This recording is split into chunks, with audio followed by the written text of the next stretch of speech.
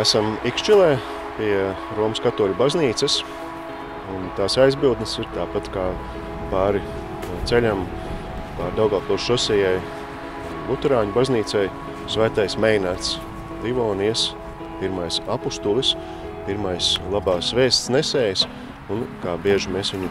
arī dēvējam apustulis, tāpēc, ka viņš ir viens no pirmajiem, kurš tā īsti sāk darboties kā misionārs. Un arī pirmais Ikšķiles bīskaps. Zinām, ka uz salas ir vēl Ikšķiles baznīcas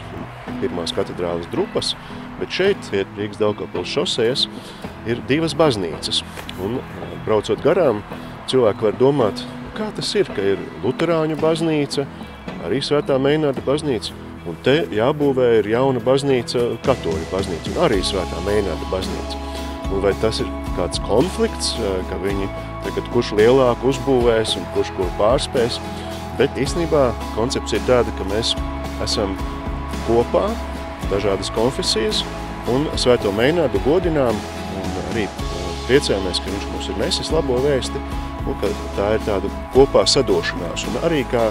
Ikšķiles viens no centriem, lai varētu šeit tādu garīgu, tādu atmosfēru veidot un arī reizē kā labu liecību.